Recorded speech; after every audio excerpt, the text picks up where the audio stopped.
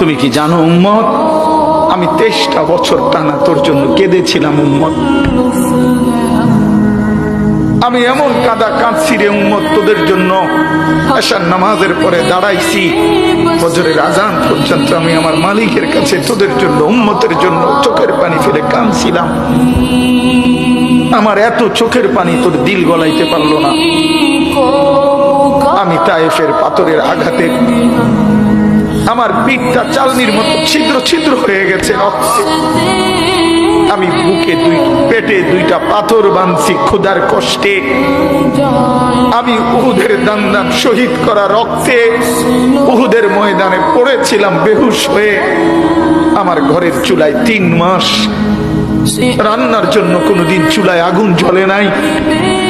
আমার এত চোখের পানি, এত রক্ত, এত ক্ষুধার কষ্ট, কিছুই তোর মন গলাইতে পারলো না।